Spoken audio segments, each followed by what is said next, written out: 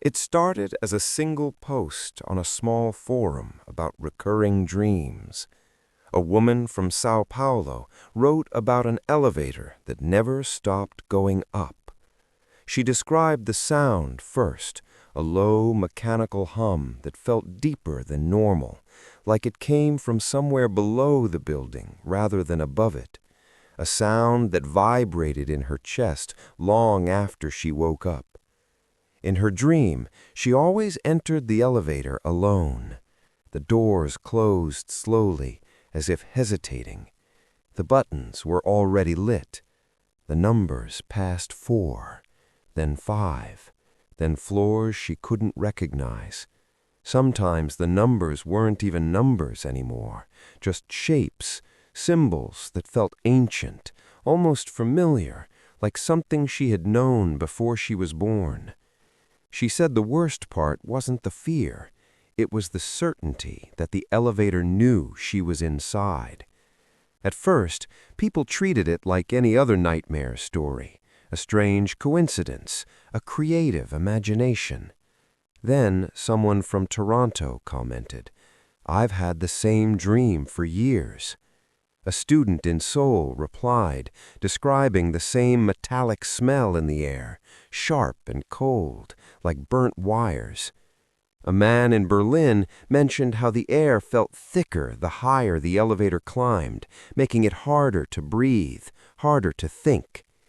They didn't know each other, but their descriptions matched perfectly. The same scratched mirror on the back wall, the same flickering yellow light, the same feeling of being watched, not from behind, but from the walls themselves.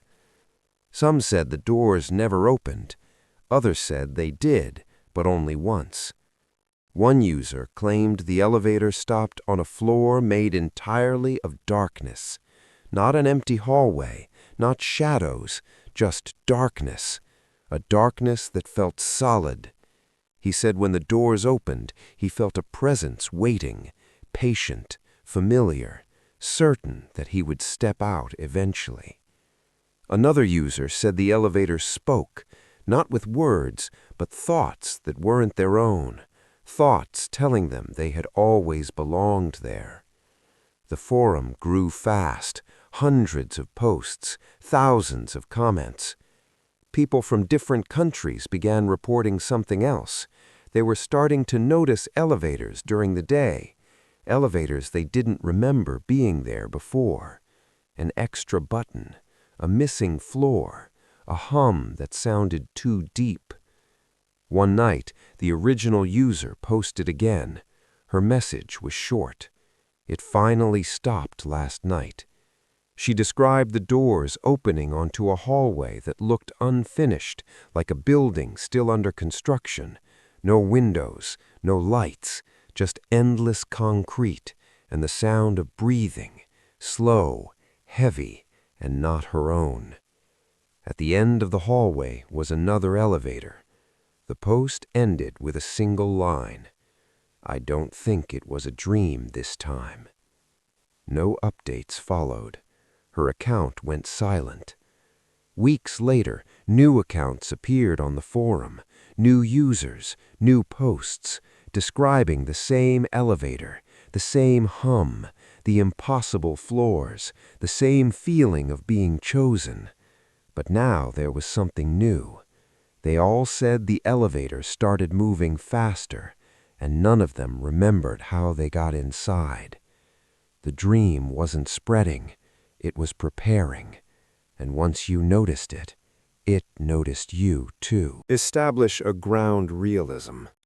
Even if the story involves supernatural elements, the setting and characters should feel grounded in reality.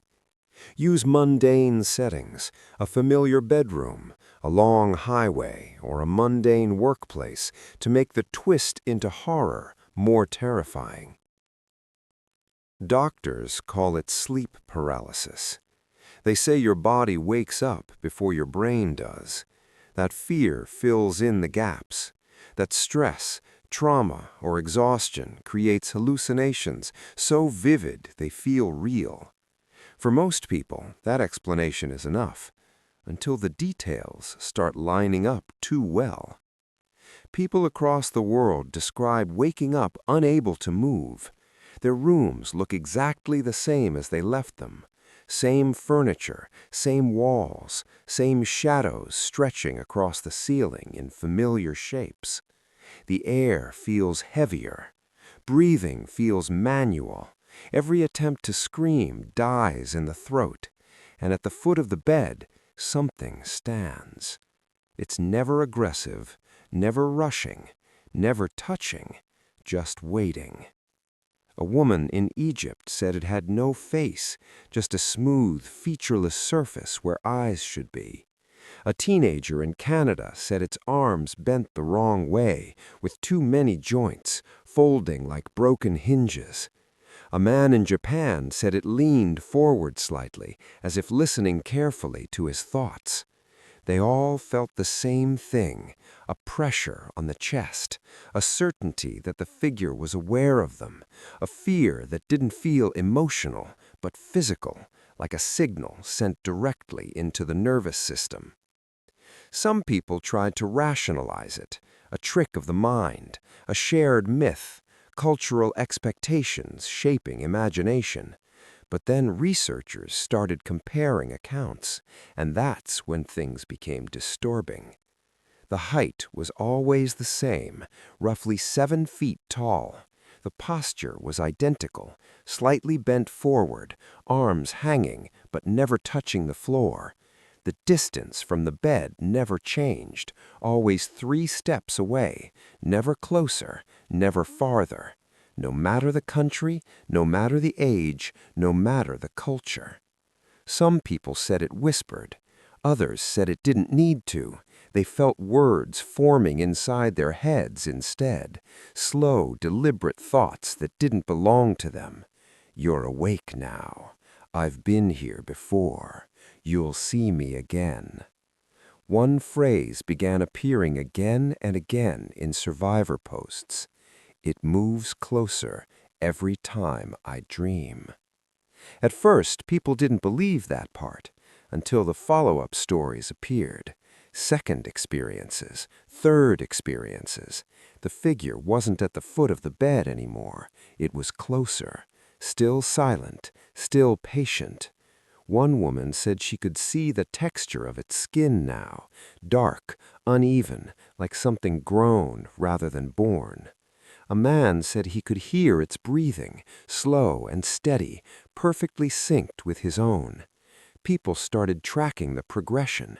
Foot of the bed, halfway to the bed, beside the bed. Always the same number of episodes, always the same timeline. Very few people reported what happened after the figure reached the side of the bed. Not because they didn't want to, but because most of them stopped posting entirely. Their accounts went silent, their profiles inactive, their last messages unfinished. One researcher found something even more unsettling. Several of the missing users' family members later reported strange behavior before they disappeared. They complained of not sleeping, of feeling watched even when awake, of seeing shadows that didn't match the light. One final post appeared on the forum months later. It was short. It stood next to my bed last night. No fear, no panic, just one last sentence. It doesn't need me to be asleep anymore. The account never logged in again. Doctors still call it sleep paralysis, but there's one detail they can't explain. Why so many people see the same thing, and why it always waits. A familiar bedroom, a long highway, or a mundane workplace to make the twist into horror more terrifying. White walls, no windows, a single door. At first, it feels safe. The room is perfectly clean, no dust, no stains. The air smells faintly of something sterile, like a hospital corridor that's been abandoned for years. The light has no visible source. It simply exists, flat and shadowless. People who describe the dream always say the same thing. It feels like a waiting room. Not frightening, not comforting, just neutral. Then they noticed the scratches on the walls. At first, they looked like random marks, thin lines carved into the paint. But after staring long enough, patterns emerge. Tallies, groups of 5, hundreds of them. And beneath some of the tallies, names. Names scratched so deeply the wall underneath shows through. Some are common, some unfamiliar, some written in different alphabets. English, Arabic, Japanese, languages the dreamer doesn't even recognize. People from different countries began sharing sketches online, independent drawings posted months apart. The room was identical. Same proportions, same door placement, same cluster of tallies on the far left wall. Even the scratches overlapped. Some claimed they weren't alone inside. They described seeing others standing along the walls, men, women, sometimes children, all standing perfectly still, eyes open, breathing shallow, not responding, not acknowledging each other. One man from Spain said he tried to speak to another person in the room. The moment he opened his mouth, the light flickered, and everyone else slowly turned their heads toward him at the same time. He woke up, screaming. A psychologist studying recurring dream environments began collecting these accounts. At first, she assumed it was a shared archetype, something buried deep in the subconscious, until she noticed something disturbing. Patients who described entering the room repeatedly began losing time while awake. Not hours, minutes, small gaps. They'd wake up on park benches, in stairwells, in rooms they didn't remember entering, sometimes holding objects they didn't own. More disturbing were the notes. Notes written in their own handwriting, left on desks, on bathroom mirrors, folded neatly inside pockets. Most were short. Don't stay. Count the tallies. Do not speak. One patient, a woman in her 30s, brought in a note she found taped to her bedroom door. It read, "Don't open the door again." She didn't remember writing it. She didn't remember dreaming that night either. But when the psychologist compared the handwriting, it was a perfect match. The woman admitted something else. Each time she entered the room, the tallies increased, and once, just once, she noticed a new name scratched into the wall. Her own. That night, she returned to the room. Only this time, it felt different. The air was heavier, the light dimmer, the silence louder. The people along the walls were closer together now, packed tighter. Some were slumped as if they'd been standing too long. The tallies covered nearly every surface. And the door was already open. Beyond it wasn't darkness.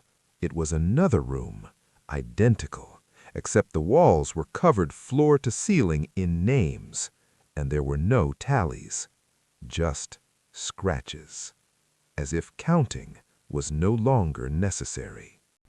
It begins as a normal dream. You're walking somewhere familiar, a street you've walked 100 times, a hallway from childhood, your own home exactly as you left it. Nothing feels wrong. Then you hear your name, not spoken, not shouted, not whispered, recognized. It's the strange certainty that makes people panic later, the feeling that something didn't say your name, it identified you. People across the world report the same detail, a presence that never shows itself, a presence that doesn't need words. They describe it as standing just outside their vision, behind them, above them, sometimes nowhere at all. But it knows them, knows memories they've never shared, knows moments they've forgotten, knows fears they've never admitted, even to themselves.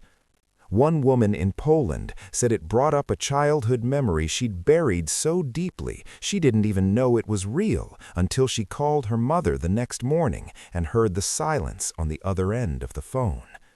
A man in Chile said it reminded him of a promise he broke as a teenager, one that no one else was ever there to hear. The dream doesn't chase, it doesn't threaten, it waits. Each time the dream returns, it becomes sharper. Colors deepen, sounds gain weight, textures feel real enough to hurt. Some wake up with headaches so intense they vomit. Others wake with nosebleeds, blood already dry on their pillows. A few wake up speaking words they don't remember learning, languages that don't match anything they've studied. Medical scans show nothing. Doctors call it stress, sleep disorders, overactive imagination. That explanation works until the timelines match. An online thread began tracking people experiencing the dream. At first, the posts were long, detailed, curious. Users compared notes. The presence never lies. It never guesses. It only states facts. One user said it told him the exact time his father would die, down to the minute. He laughed it off. 3 days later, he stopped posting. Another user said the presence corrected her memories. She'd insist something happened one way, and the presence would gently fix it. When she checked old messages, journals, photos, the presence was right. Over months, the posts became shorter, less punctuation, more spelling mistakes, confusion creeping in. I'm forgetting things while awake now. Does anyone else feel tired before sleeping? I think it's learning how I think.